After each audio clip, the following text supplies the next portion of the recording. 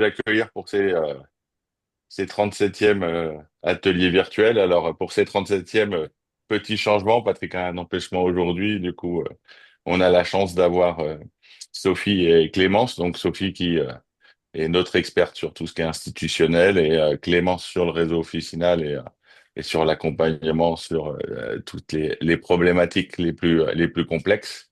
Et du coup, je vais m'essayer, moi, sur la partie que faisait aussi Patrick sur le médicament avec le clin d'œil et toujours un petit peu d'impertinence, si vous me permettez. Donc vraiment, vraiment ravi de vous avoir, ravi de rentrer dans le vif du sujet sur les dynamiques de l'officine sur ce début d'année. Donc, et puis aussi les aléas. C'est vrai que c'est de plus en plus complexe de se dire est-ce que l'activité qu'on observe, elle est ce qu'elle est, ou c'est un trompe-l'œil du fait de l'effet jour, du fait de l'inflation, du fait des baisses de prix.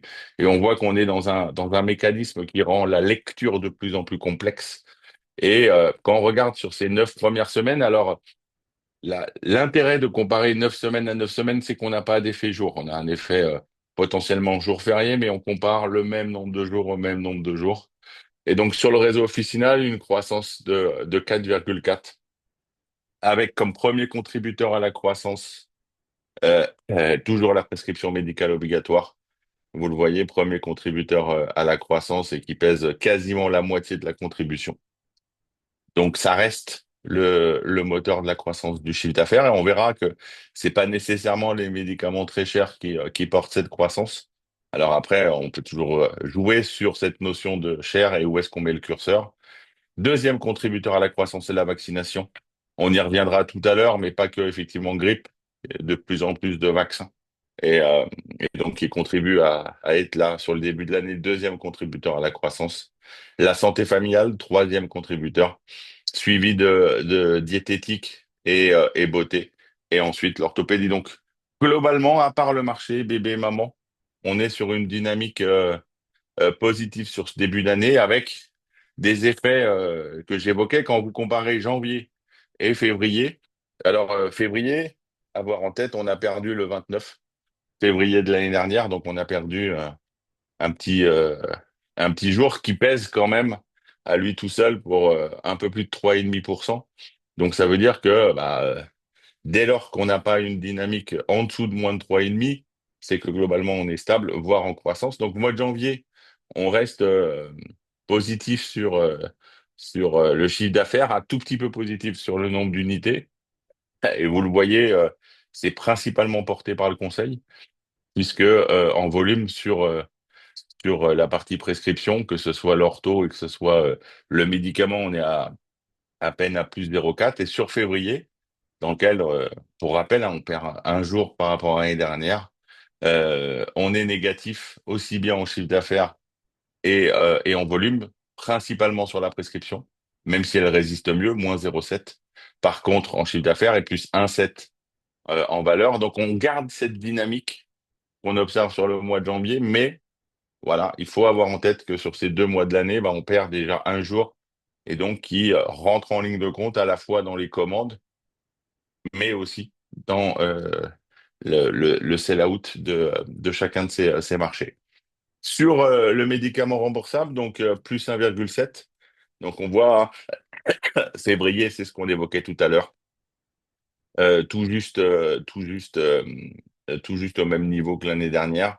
Donc voilà, ça va être vraiment sur les mois à venir qu'on va voir la dynamique et les enjeux. Et ce qu'on évoquait, c'est sur les médicaments au-dessus de 1930, c'est toujours moins de 0,1% des volumes, 23% du chiffre d'affaires, mais vous voyez, on a quasiment plus de croissance sur cette tranche-là au-dessus de 1930. Elle est surtout portée par des médicaments plus chers et puis les baisses de prix qui, du coup, altèrent cette dynamique sur le chiffre d'affaires. Et donc, dans le quotidien de la pharmacie, l'enjeu sera comment je m'assure que les baisses que j'observe en termes de chiffre d'affaires ne sont pas liées uniquement à des baisses de prix. Et Sophie reviendra sur le sujet tout à l'heure, parce que l'impact sur la marge est neutre, puisque à ces niveaux-là, je vous rappelle, la marge est plafonnée. Par contre, au-dessus de 468,97 €, donc là, au-dessus du seuil pour lequel la marge pour le grossiste répartiteur est plafonné. Là, on a une croissance de plus 6. Elle est portée principalement par les médicaments qui étaient au-dessus de 1930 et qui glissent doucement sur cette tranche de 468 à 1930. C'est quand même que 0,4% des volumes et c'est déjà 43% du chiffre d'affaires et c'est un vrai enjeu dans la lecture, dans le suivi et dans l'impact des marges, puisque pour la pharmacie, sur cette tranche-là, bah, effectivement, on a des marges qui sont différentes et donc une évolution de l'activité officinale qui est challengée, d'autant plus que quand on regarde ce que ça donne sur la marge des pharmacies par tranche de prix, avec les équipes institutionnelles, c'était de regarder bah, la par tranche de prix, comment a évolué la marge réglementaire sur les médicaments. Donc là, on est en sell-out, on est sur la partie prescrite, on est sur le médicament remboursable. Donc on a une marge en croissance de 4,1%, 61 millions. Et vous voyez avec un effet volume tout juste, euh, tout juste positif, quasiment étal par rapport à l'année dernière. Et on a perdu du volume sur les médicaments depuis de 1930 avec un chiffre d'affaires, lui, qui est en croissance et la plus forte croissance. Et donc l'impact sur la marge, c'est vraiment entre 150 et 1930 qui contribue une variation de marge de 15%. Et toute la contribution, quasiment, quand je dis toute, c'est au sens superlatif du terme, la contribution à la croissance, elle est portée par cette tranche-là et ensuite la tranche numéro 2 entre 1,92 et 22,90. Donc sur 2024 par rapport à 2023, dans le suivi, euh, on a une évolution de la marge qui est légèrement inférieure à l'évolution du chiffre d'affaires. Plus 5,5 sur le chiffre d'affaires, quand la marge réglementaire sur ce scope-là n'est, lui, que de 4,1%. Donc, ça permet effectivement de voir aussi les enjeux qu'on a sur la distribution des médicaments en fonction des tranches de prix, en fonction ensuite de la marge qu'elle va dégager pour le réseau officinal. Quand vous regardez le top 10 des laboratoires sur le médicament remboursable, à noter donc toujours la dynamique de Viatris qui est portée à la fois par la vaccination et par les génériques qui sont arrivés. Je pense notamment au générique de Xarelto, donc qui permet à Viatris de continuer à cette dynamique et d'être dans le tiercé. Pareil, vous avez fort contributeur à la croissance GSK porté par le vaccin. On verra tout à l'heure le vaccin dans le zonage Shingrix, qui est de fait contributeur à la croissance. Et pour autant, vous voyez bien que dans le top 10, vous avez des laboratoires qui sont en décroissance, qui montrent bien la difficulté à générer de la croissance dans ce marché où beaucoup de produits arrivent, des nôtres sont en recul et pour autant, il y a besoin d'aller chercher ces relais de croissance pour la prise en charge de la population. Là aussi, les 10 produits villes, pas de gros changements, si ce n'est la remontée. On avait, rappelez-vous, à certains moments de l'année dernière, la disparition de Doliprane dans le top 10 des médicaments remboursables. Là, du coup, il est à la septième position. Et vous voyez, vous avez toujours Vindacel, premier produit depuis ce début d'année, suivi de Eliquis et Léa. Et Vertex, donc lui qui a connu une baisse de prix et donc un delta d'évolution qui est négatif. Le diabète est aussi présent avec AstraZeneca. Et c'est vraiment ces enjeux-là, de plus en plus de médicaments encore plus techniques pour effectivement une prise en charge ciblée des populations, donc beaucoup de produits hospitaliers, donc avec une sortie en ville. Et quand vous voyez les contributeurs à la croissance, eh ben, on peut noter, par exemple, dans les vaccins viraux, bah, c'est l'arrivée de Shingrix qu'on évoquait hein, dans le Zona, donc contributeur à la croissance. Vous avez le Prevnar 20 dans les vaccins bactériens, et puis ensuite le diabète et les produits que vous avez vus précédemment, donc qui sont dans les classes contributeurs à la croissance. Et sur les contributeurs à la décroissance, les produits pour l'IRM, c'est les derniers mois. Rappelez-vous, le mois prochain, on sera sur une année pleine sur les produits de contraste, disparition du réseau officinal. Et puis ensuite, que ce soit la B01F avec le générique de Xarelto, la R07, donc sur la fibrocystique, c'est les baisses de prix, et la C10C, c'est le générique de Liptruzet. Donc à la fois des économies de sécurité sociale, d'un côté avec l'arrivée des génériques, la sortie des produits de contraste du réseau officinal, et de l'autre côté, effectivement, l'arrivée de nouveaux produits, nouveaux vaccins notamment, et puis toujours les médicaments qu'on évoquait précédemment qui continuent à être contributeurs à la croissance. Générique, là, on frôle les 87% de substitution. C'est le quatrième mois où on dépasse les 85 allègrement, c'est-à-dire au-dessus de 86. Ça montre que petit à petit, le plafond de verre qu'on avait depuis des années autour des 85% est clairement dépassé. Ça veut dire aller chercher de plus en plus euh, les, euh, les substitutions possibles, être de plus en plus affiné, affûté sur ces substitutions. Et quand vous regardez sur les génériques arrivés en 2024 et donc qui continuent cette pénétration, on a le Rivaroxaban qu'on évoquait, hein, qui est déjà à 90% de substitution. Vous avez les Liptruzet, donc l'association ézetimibe et atorvastatine, qui est à 90%. Et à eux deux, vous voyez, c'est quasiment 400 millions d'euros. Et ensuite, vous avez les autres molécules qui petit à petit grignotent. Pradaxa, on est à 68%.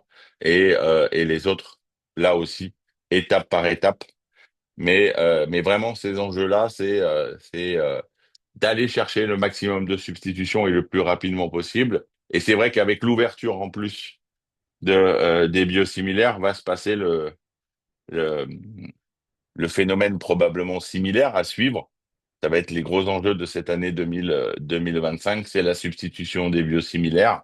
On est passé de un petit 34% à un 37% sur février. Et puis, le champ des possibles. Alors, dans un monde idéal, si tout passe à 100% de substitution sur toutes les molécules qui ont eu un avis favorable et qui sont substituables, avec le JO qui est passé, si je me trompe pas, 27 février, on est sur, allez, conditions égales, 137, 132 millions d'économies. Si sur chacune de ces biomédicaments, on est à 100% de substitution. La moitié est portée par le ranibizumab. Ranibizumab, bon, bref, vous avez compris que du coup, ma dyslexie me fait défaut. Mais donc, le Lucentis porte potentiellement la moitié. Et puis, les enjeux vont être aussi sur des molécules comme l'adalimumab, et puis ensuite l'étanercept et l'enoxaparine pour aller chercher à la fois euh, la rémunération du réseau officinal, mais aussi effectivement les économies sécurité sociale dans un contexte de maximisation de la qualité de vie du patient, puisqu'on le voit bien sur ces molécules-là, l'enjeu aussi, excuse- excusez-moi, sera l'observance et la manière dont le patient va s'approprier le biosimilaire par rapport au bioréférent. Sophie, est-ce que tu peux nous éclairer sur est-ce qu'on est dès début mars sur les économies sécurité sociale en termes de baisse de prix? Alors, bonjour à toutes et à tous. Merci David. Alors oui, on a les tout premiers chiffres de l'impact des baisses de prix pour l'année 2025 grâce à l'outil Mediprime, hein, qui permet de suivre de manière précise le montant des baisses de prix à date, et qui permet également d'avoir une évaluation du montant prévisionnel pour l'année 2025 sur les prix bruts. Alors, dans cette slide, vous avez l'estimation en PFHT à gauche, en économie sécurité sociale à droite. Et ce qu'on constate, c'est que les chiffres sont déjà hauts, puisque le montant des baisses de prix juste sur le mois de janvier 2025 et donc s'élève à 157 millions d'euros en PFHT et à 158 millions d'euros en économie sécurité sociale. Si on regarde la projection de ces baisses de prix, donc sur toute l'année 2025, eh bien, on estime déjà que le montant des baisses de prix va être très élevé, très important. On l'estime à 1,255 milliard d'euros. Alors, c'est 1,255 milliard d'euros. Dans ce chiffre, on comptabilise donc les baisses de prix, l'effet report des baisses de prix qui ont été appliquées en 2024 Et on comptabilise également toutes les baisses de prix qui ont déjà été publiées au journal officiel à fin février. Pour 2025, la loi de financement de la sécurité sociale a fixé un objectif de 1 milliard d'euros d'économie en baisse de prix sur les médicaments. Alors, c'est un objectif qui est fixé en prix net. Les projections qu'on fait nous avec l'outil Mediprime, eh bien, ce sont des projections en prix brut. Donc, il est difficile de comparer les deux chiffres. Il n'empêche que si on compare ce même chiffre par rapport à l'année dernière, eh bien, on était à 1,039 milliard. Donc, on est déjà en avance de 200 millions par rapport au montant qu'on a estimé l'année dernière à la même période. Si on regarde l'effet report de ces baisses de prix, donc on a les 1,255 milliard prévus pour 2025, chiffre qui ne comprend pas les futures baisses de prix qui vont arriver tout au long de l'année. Et bien sur ces 1,255 milliard d'euros d'économie sécurité sociale, il y a déjà 458 millions d'euros qui sont acquis et qui donc viennent de l'effet report des baisses de prix qui ont été appliquées en 2024. Et vous avez dans ce slide le nombre de présentations qui ont eu des baisses de prix en 2024 et en 2025 en ville et à l'hôpital. Alors 2024 a été une année record en termes de nombre de présentations qui ont été touchées par des baisses de prix. Hein. On comptabilise plus de 1100 présentations qui ont eu des baisses de prix en 2024.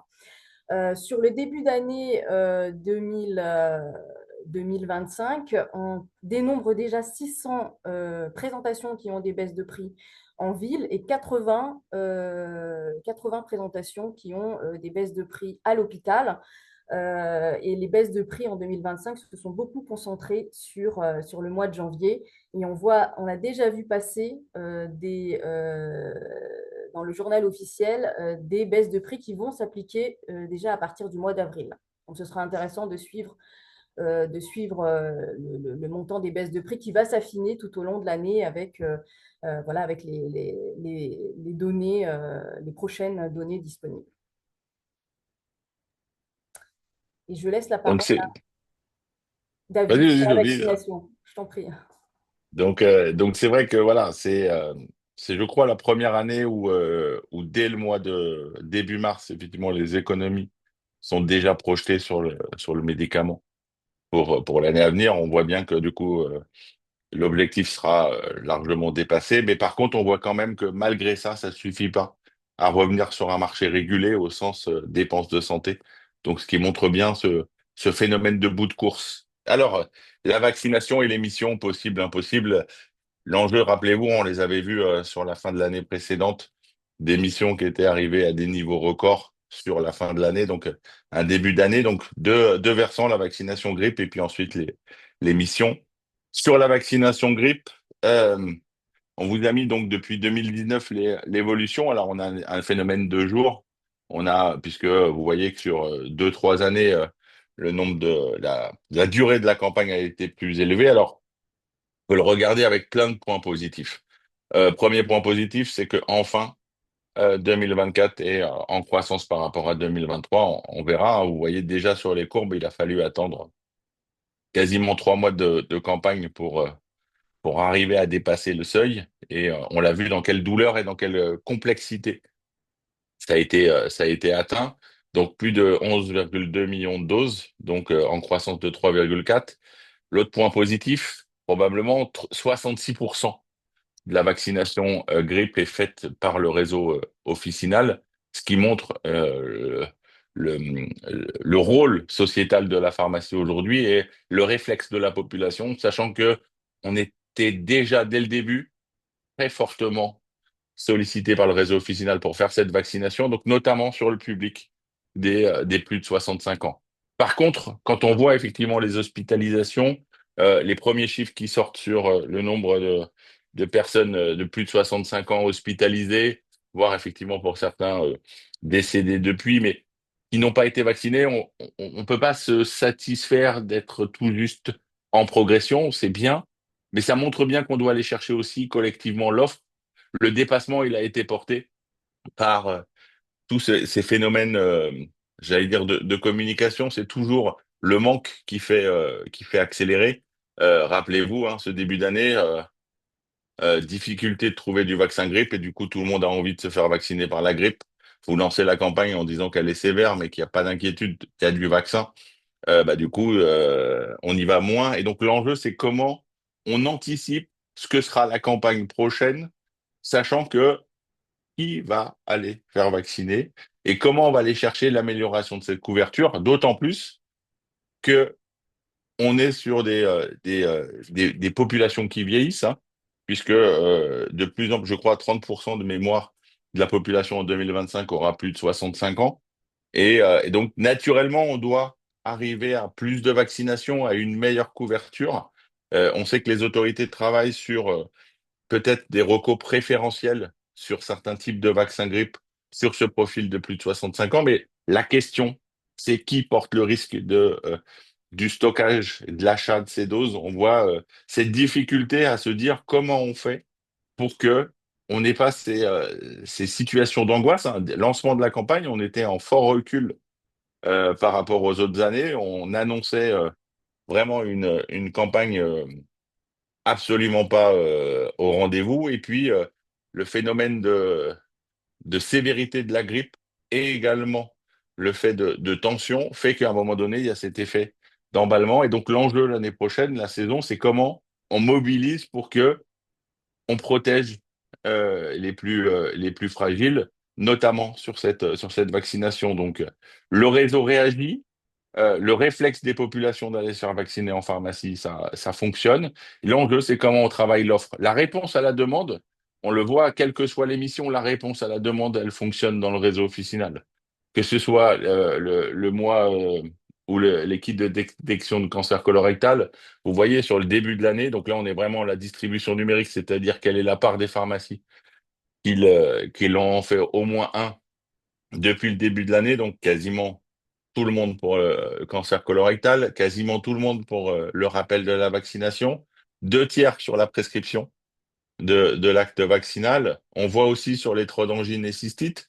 Donc, tout sur ces missions-là, on est vraiment dans la gestion de la demande, l'acceptation, le faire savoir. On gère la capacité qu'a le patient de demander et de l'intégrer. Alors, il y a aussi de l'offre, c'est-à-dire on va chercher également. Et puis, un début difficile quand même sur l'entretien femme enceinte et les entretiens pharmaceutiques et accompagnement. On redescend au niveau qu'on avait l'année dernière en début d'année, sachant qu'on était monté pour l'entretien pharmaceutique et l'accompagnement à quasiment 40% du réseau officinal, un peu plus que 40%. Donc ça montre bien la gestion du temps. Comment aujourd'hui je m'organise, moi, pharmacie, avec mon équipe, pour être le plus pertinent, le plus percutant, pour aller chercher justement la présentation de ces missions-là. Rendez-vous de prévention 6% des pharmacies. Et le tout nouveau, l'entretien patient antalgique, on est à un patient sur 10 une pharmacie sur 10 qui en a déjà fait au moins un.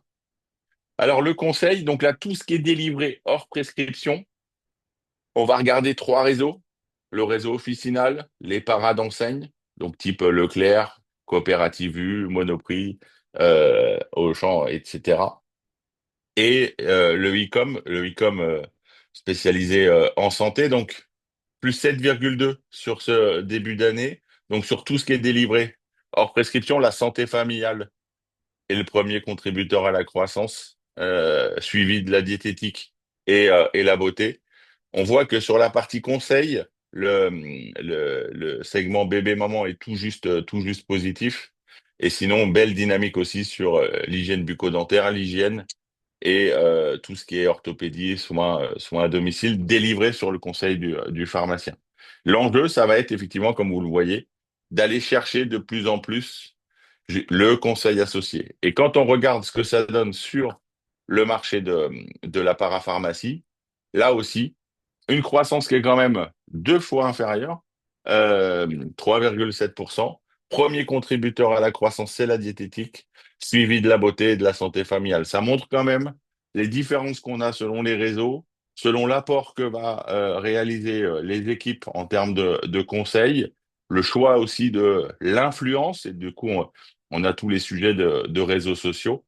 Et donc, c'est ces quatre contributeurs à la croissance que sont la diététique, la beauté, la santé familiale et l'hygiène.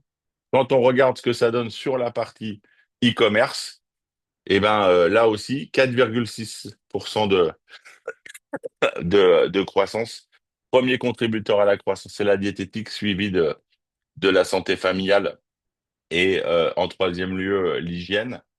Vous voyez hein, des différences malgré tout entre e-commerce. Donc là, e-commerce, c'est des sites comme Indipara, comme Cocoon, comme New Pharma, comme Atida, comme Pharmazone. Je sais que j'en oublie. La santé. Et donc tous ces sites-là montrent justement la dynamique qu'il y a en santé et le rôle des différents segments et de voir qu'au final, on peut être dynamique sur chacun de ces circuits-là. Et ensuite, on va regarder ce que ça donne segment par segment. Notamment conseil santé, donc c'est tout ce qui va être santé familiale et diététique délivré sur le conseil du pharmacien. Un segment porté par la pathologie, hein, puisque plus 9% avec l'ORL, premier contributeur à la croissance, et complément alimentaire, deuxième contributeur, suivi de douleurs et fièvre. C'est vrai que quand vous entendez le son de ma voix, il faut vraiment que je trouve une pharmacie ou un industriel qui veut bien prendre soin de ma santé. Ça serait vraiment adorable et gentil de votre part. Et quand on regarde l'évolution entre l'effet prix, l'effet volume et l'effet innovation, innovation au sens nouvelle référence, au sens lancement du terme. Donc la moitié de la création de valeur sur ce début d'année sur le conseil santé, c'est les nouvelles références, c'est-à-dire qui n'étaient pas présents au début d'année de l'année dernière. Puis ensuite, l'effet prix, donc à la fois nouveauté, mais aussi inflation pouvoir d'achat, donc 28% de la croissance, et l'effet volume pèse aussi pour 20%. Et vous voyez, sur ce segment-là, on a encore une inflation, même si elle se ralentit, qui continue à être là en impact, puisque entre janvier et février, plus 0,4, et on est quand même à 3 points de croissance par rapport à l'année dernière sur la même époque, sur ce périmètre de la santé familiale et de la diététique hors prescription. Hop. Le prix, c'est ces enjeux-là. C'est-à-dire que beaucoup d'entre vous, beaucoup de pharmaciens encore raisonnent par taux de TVA. Et c'est vrai que sur ce marché conseil santé, tous les taux de TVA rentrent en ligne de compte, à la fois du 2,1, du 10, du 5,5 et du 20. Et vous voyez les évolutions qu'il peut y avoir de prix, mais surtout le gros delta selon le hors-taxe ou le TTC. Typiquement, en moyenne sur du conseil santé, vous voyez, hein, hors-taxe sur du 2,1, on passe de 3,40 à 3,47. Quand sur des statuts de dispositifs médicaux, on passe de 7,26 à 8,72. Donc vraiment cet enjeu-là, et un tiers du conseil santé et de la TVA 5,5, un tiers de la TVA à 10, et puis ensuite 20% sur de la TVA à 20 et 12% sur de la TVA à 2,1, ce qui montre l'enjeu des taux de TVA et le raisonnement qu'on peut avoir sur du chiffre d'affaires hors taxe ou TTC. C'est sûr que c'est pas la même lecture en fonction de l'impact des différents taux de TVA. Quand on regarde les contributeurs à la croissance, les mots divers, hein, l'ORL, douleur et fièvre, ensuite, on a tous les compléments alimentaires et la phyto. Et contributeur à la décroissance, l'homéopathie au sens globule, tabac, l'antipoux et même si ça devient flat, mon petit bébé qui est la minceur, qui est mon rêve absolu, c'est de pouvoir manger des bonbons et mincir. Quand vous regardez les contributeurs à la croissance sur tout ce marché-là, du conseil santé depuis le début d'année, donc sur les 9 premières semaines, vous avez Opella, premier contributeur, suivi de Boiron, donc poussé par Oscillococcinum principalement comme premier contributeur à la croissance, UPSA, et ensuite Procter et Gamble et EA Pharma. Et ensuite, vous avez des à la fois deux génériqueurs, Viatris et Biogarant, et des industriels spécialisés en compléments alimentaires, micronut et probiotiques, avec Pilège, AVA et NHCO. Donc vous avez le panel effectivement des enjeux de ce début d'année. Il faut que ça soigne, il faut que ça prenne en charge avec de plus en plus des multistatuts, des positionnements pris pour que ça fonctionne le mieux possible. Là aussi, quand on regarde la décomposition sur compléments alimentaires et les DM parfois oraux, vous voyez, pas d'effet volume, c'est vraiment à la fois un effet innovation, nouveauté, 80% de la croissance et 20% sur l'effet prix. C'est vraiment, j'ai besoin de nouveautés, j'ai besoin de sortir des choses, j'ai besoin d'attirer l'attention, d'aller chercher de plus en plus de technicité sur les compléments alimentaires pour aller chercher la satisfaction du client et du patient. L'exemple de l'atout, il y en a plein des exemples. Là, vous voyez, bah, du coup, l'innovation, c'est très faible, 28%. La moitié, c'est de l'effet volume et 27% un effet prix. Donc voilà, bah, je pense que j'en ai besoin, moi, pour l'atout. Par exemple, l'immunité, là aussi, la moitié est portée par l'innovation, l'autre moitié, l'autre, un gros tiers sur l'effet volume et ensuite une vingtaine de pourcents sur l'effet prix. Et puis, avec Clémence, on s'est dit, mais quels sont les segments de marché, les promesses Claude Bernard qui sont dynamiques? Quelles sont déjà les 10 premières par circuit entre la pharma, la para et le e-com? Et vous voyez, alors j'ai mis un astérix, c'est parce que du coup, je gagne du temps. Vous avez 6 sur 10 qui sont communs aux 10 circuits de distribution. C'est-à-dire le tonus vitalité, lui, il est Poulidor. Il est numéro 2 sur chacun des circuits. Ensuite, vous avez le sommeil qui a des positions différentes.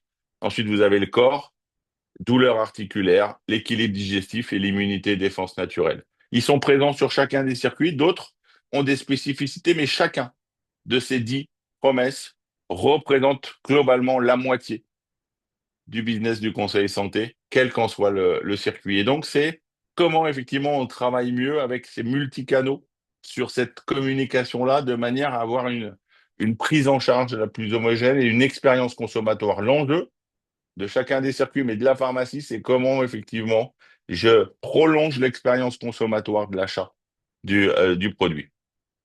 Clémence, l'automédication, qu'est-ce que tu peux nous dire sur le médicament de prescription médicale facultative? Oui, merci, merci David et bonjour à toutes et à tous. C'est un plaisir de partager ces ateliers avec David et Sophie aujourd'hui. Donc, l'automédication.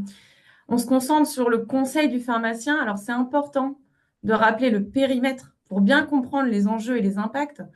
Donc, l'automédication, c'est uniquement les statuts médicaments à prescription médicale facultative, qu'elles soient remboursables ou non, et bien sûr délivrées sans prescription. L'automédication est fortement challengée, notamment par les changements de statut. On a pu voir, on peut citer en exemple Beroca ou plus récemment la vitamine C UPSA qui passe en complément alimentaire. Donc, c'est forcément exclu de ce périmètre automédication. Mais également les décisions comme les déremboursements ou les listages qui impactent ce périmètre. Ces changements contribuent en partie à baisser le poids de l'automédication.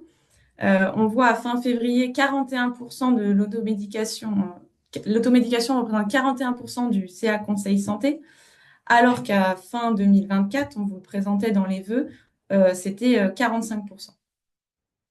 Côté dynamique, on voit que l'automédication résiste sur l'année 2025 avec plus 1,4% sur janvier-février 2025, malgré une involution sur février, comme vous le disiez David au début, bien sûr, à relativiser par rapport au nombre de jours. On a un jour en moins cette année par rapport à l'année dernière. Si on regarde maintenant les promesses, les promesses qui contribuent à la croissance et à la décroissance. Dans les top contributeurs, on voit l'impact de la pathologie avec l'état grippal en numéro 1, puis douleur et fièvre, et suivi du mal de gorge.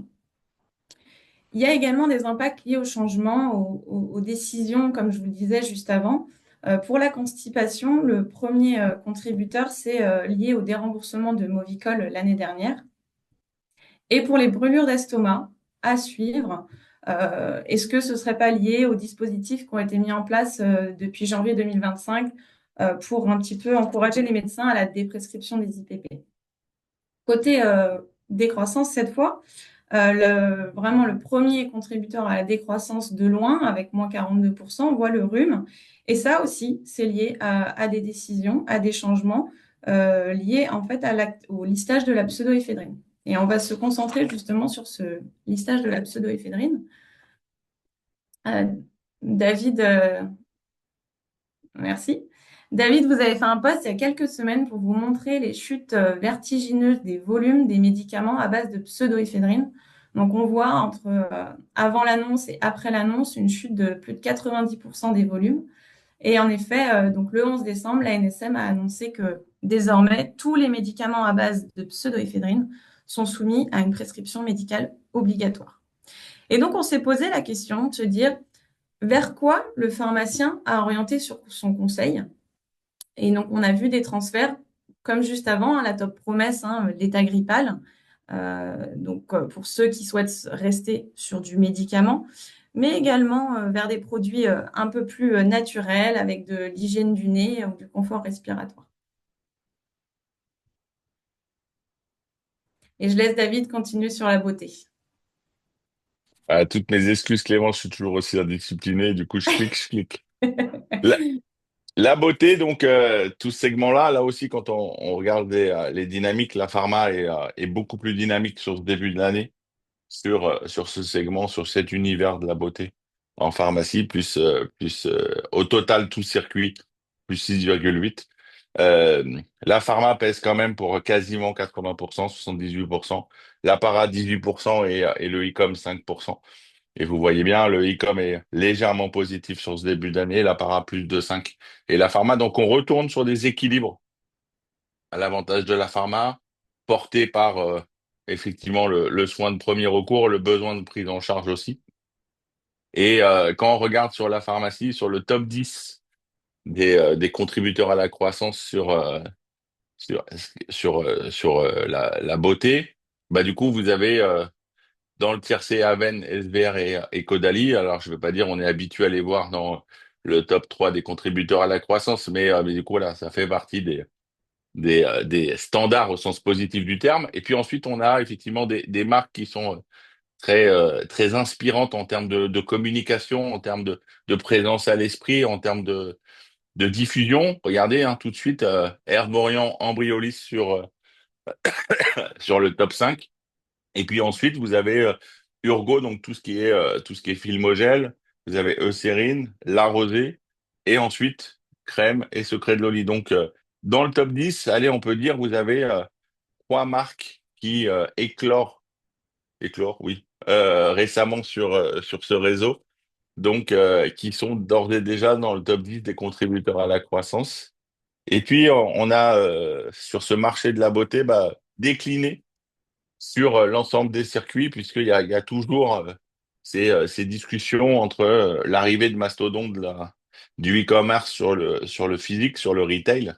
Et quand vous regardez le top 5, quel que soit le circuit, il est très commun. Vous en avez au moins 4 marques sur 5 qui sont communes sur chacun de ces top 5, avec effectivement gros contributeurs à la croissance, la pharmacie qui pèse quand même la majorité de la contribution à la croissance. Et vous voyez qu'il y a des marques qui peuvent être, quel que soit le circuit, des forts contributeurs à cette croissance des marchés. Pour autant, la grosse contribution à la croissance sur le marché de la beauté en pharmacie, elle est portée par l'innovation, par les nouvelles références, par tout ce qui n'était pas présent l'année dernière. Vous voyez, toute la croissance, elle est portée. Un effet prix, malgré toute l'énergie déployée des deux côtés pour arriver à un prix le plus proche possible du pouvoir d'achat du patient et du consommateur, mais surtout une dégradation de l'effet volume. On achète moins, je vais pas dire on achète mieux parce que du coup ce serait un jugement de valeur, mais il y a vraiment ce choix-là de nouveauté, d'innovation, de curiosité, de promesses à tenir, un petit effet prix et pour autant un effet volume qui se dégrade. Donc de moins en moins un panier qui va se dégrader en nombre de produits dedans avec une inflation qui vous voyez, recule légèrement par rapport à janvier. On reste quand même par rapport à l'année dernière en croissance de 2,6 par rapport à l'année dernière. Sur l'hygiène, à titre d'exemple, là aussi, vous voyez des marchés très bagarrés sur le prix, sur l'accessibilité, sur le pouvoir d'achat. Le volume baisse, l'effet prix compense et surtout l'innovation. Donc, on a vraiment une balance entre prix et innovation. Et je vous assure, le sell-out conseil va augmenter tout de suite après, quand j'irai aller chercher les petits produits, puisque certains d'entre vous m'en ont conseillé dans le chat. Là aussi, l'inflation sur ce périmètre, donc on est sur des prix bas. Et donc, c'est vrai que ça continue à gagner. Donc, on est quasiment à 4 points, un peu plus de 4 points par rapport à l'année dernière. Donc, avec de plus en plus de produits, de gros conditionnements de travail. Donc, c'est vrai qu'à un moment donné, la question de ramener ça au litre ou aux 500 ml par rapport au conditionnement pourrait être aussi une métrique de qu'est-ce qu'au final on dépense et du coup pour quelle durée. Sophie, deux sujets pour terminer, l'hôpital et le PLFSS. Alors tout d'abord sur l'hôpital, donc on a les premiers chiffres sur ce début d'année. Juste pour rappel, en 2024, le marché hospitalier a terminé l'année avec une croissance de plus de 7%. Eh bien, sur ce début d'année, on a une croissance des médicaments hospitaliers qui se maintient avec une évolution sur les 2 premiers mois de l'année 2025 qui est de 6,5%. Alors, si on regarde de plus près les classes qui contribuent à la croissance, eh bien, on retrouve les anticorps monoclonaux qui enregistrent une croissance de plus 6%, qui est la première classe contributrice à la croissance depuis quelques mois déjà.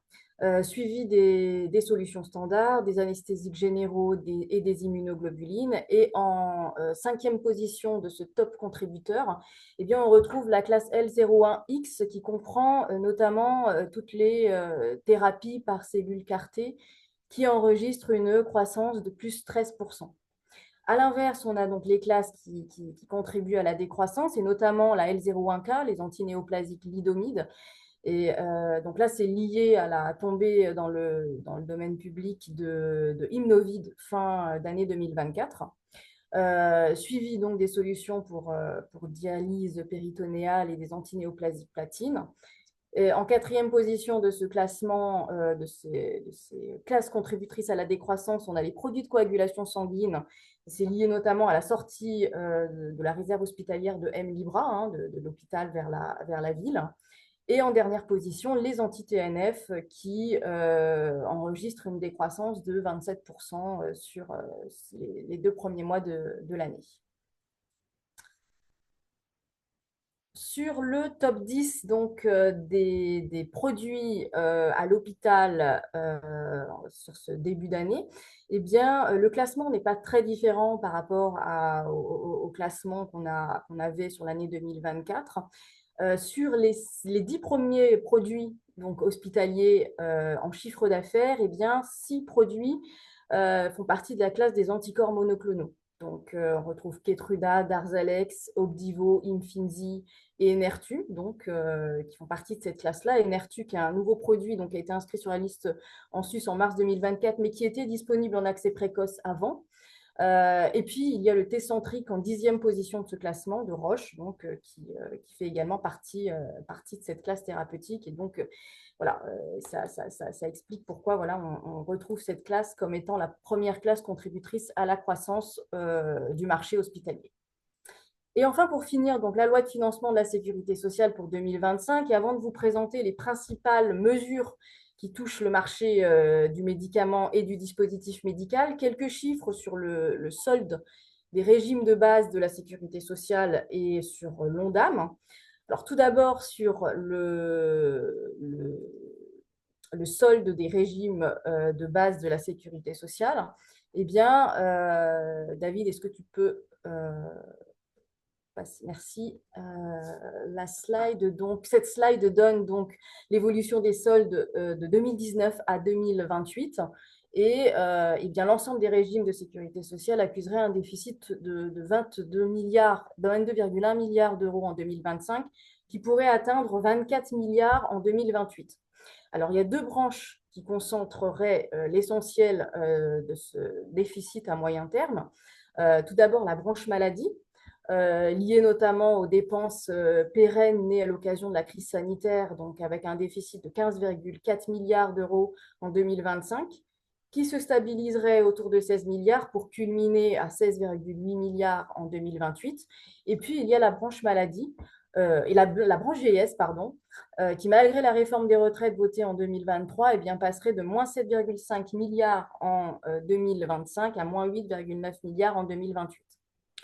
Un mot sur l'Ondam, qui est fixé pour l'année 2025 à plus 3,4%. Donc, c'est un peu plus que l'année dernière. En 2024, l'Ondam était fixé à plus 3,2%. Si on regarde les sous-objectifs, en particulier les soins de ville, hein, ce sous-objectif comprend notamment donc, les dépenses de médicaments, on a un objectif fixé à 113,2 milliards d'euros, soit une croissance de 2,8%, enfin une évolution, un objectif des dépenses à 2,8%. Et pour les établissements de santé, un Ondam fixé à plus 3,8%.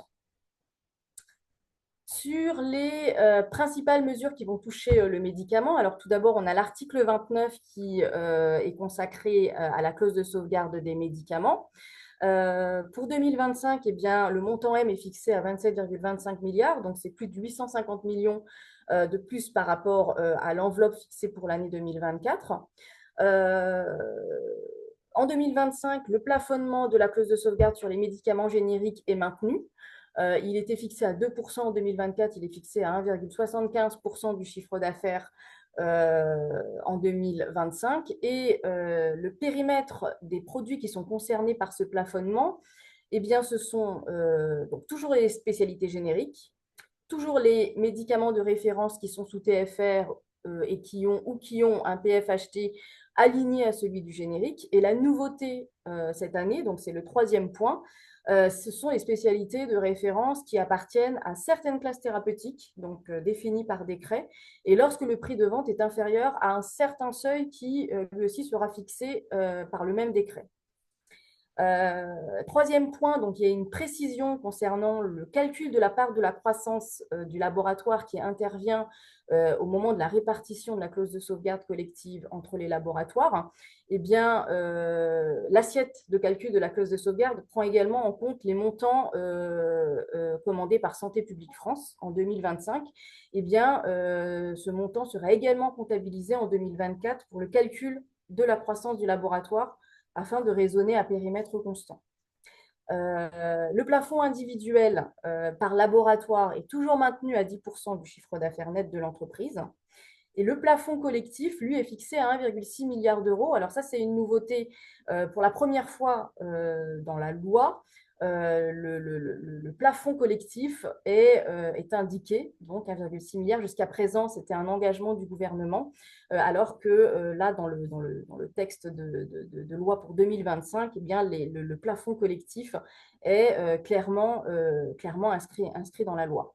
Et dernier point, la réforme de l'assiette de calcul en montant remboursé est reportée d'un an et donc sera appliquée à partir de l'année 2026. Concernant les biosimilaires, donc, il y a un certain nombre de mesures qui concernent également ces médicaments-là. Tout d'abord, l'article 33 prévoit l'extension des remises sur les biosimilaires et les hybrides substituables dans les mêmes conditions que celles qui sont appliquées sur les génériques. Alors, il y a un plafond qui est fixé sur ces montants de remise par arrêté dans la limite de 50%. Actuellement, le plafond est fixé à 40%. Et les entreprises qui fournissent des médicaments hybrides et biosimilaires aux officines auront des obligations déclaratives au CEPS, donc devront déclarer les montants de remise chaque année au CEPS. L'article 77 réduit d'un an le délai pour la substitution automatique d'un bioréférent par un biologique après 2 ans d'inscription au remboursement du premier biosimilaire, donc sauf avis contraire de l'ANSM. Et deuxième point, donc la substitution, elle n'est possible que si le prix du biosimilaire est inférieur au bioréférent, pour ne pas engendrer des dépenses supplémentaires pour l'assurance maladie. Et enfin, toujours sur le médicament, donc il y a un certain nombre de mesures qui concernent la lutte contre les pénuries de médicaments.